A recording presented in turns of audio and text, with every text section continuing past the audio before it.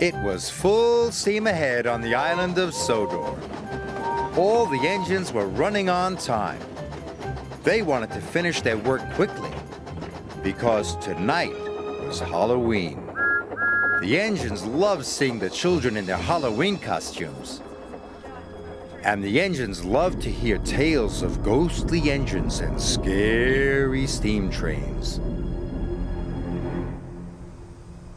That evening, Sir Topham Hatt came to Tidmouth Sheds. "Thomas and Emily, you must go to the smelter's yard," he said. "An important delivery of iron must be collected right away." "Yes, sir," they puffed. Percy thought the smelter's yard was spooky. He was worried about his friends. "Look out for ghosts," he whistled nervously. "It is Halloween." "There's no such thing as ghosts," Thomas said cheerfully. "It's just silly make-believe," added Emily. And they steamed off to the smelter's yard.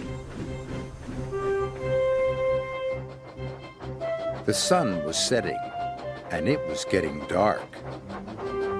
"Imagine being scared of Halloween," puffed Thomas. "Or the smelter's yard," sniffed Emily. "Pah," added Thomas. Thomas and Emily enjoyed feeling brave.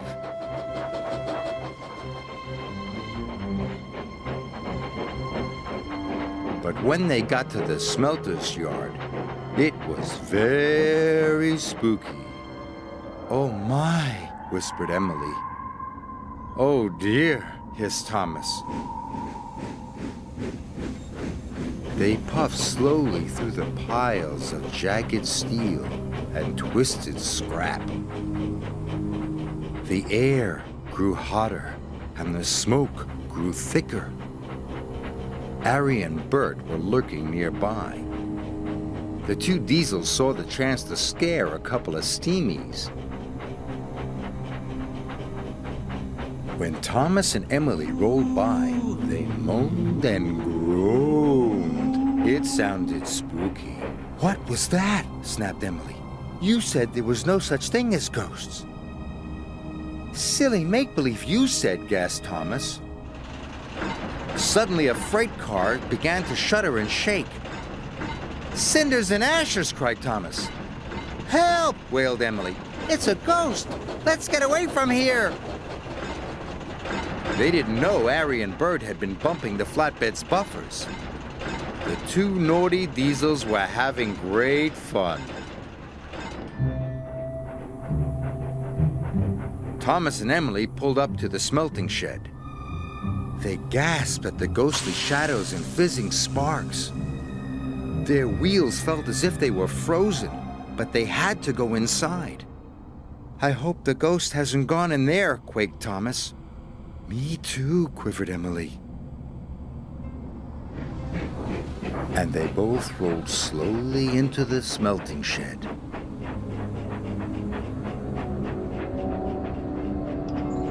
Inside, chains clanked and strange shadows danced across the walls. Must be brave, Thomas puffed. But it was spooky. Emily was turning around, ready to shun some freight cars.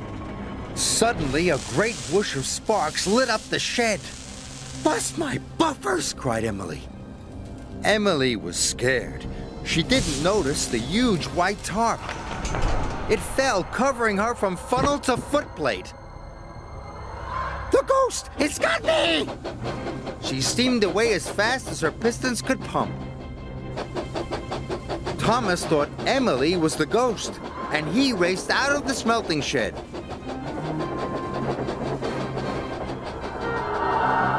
"The ghost is after me!" cried Thomas.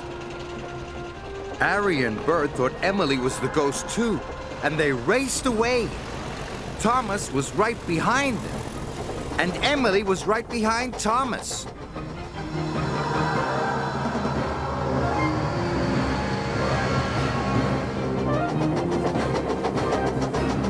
"Help!" Emily cried. "The ghost has got me!" Harry, Bert, Thomas, and Emily raced towards Tidmouth Sheds. Tidmouth Sheds was quiet and peaceful. All the engines were fast asleep. Thomas's whistle soon woke them up. "It's Thomas!" cried Percy. "Something must be wrong." Suddenly, he saw Thomas, Harry, and Bert racing into the yards. "Stop!" he cried. Harry, Bert, and Thomas applied their brakes. They stopped just in time. "The ghost is after us," whistled Thomas. Percy was scared. But just then, Emily raced under a signal and the tarp flew off.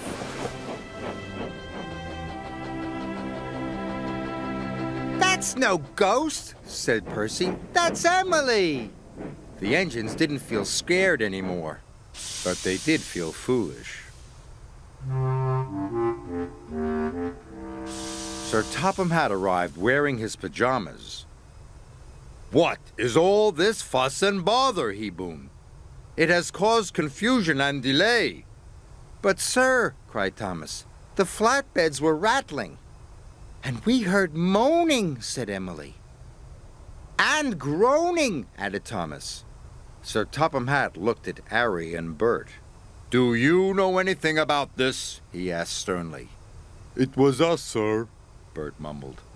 "For your punishment, you go back and collect the iron at once," said Sir Topham Hatt. "Yes, sir," said Harry and Bert, and they rumbled away.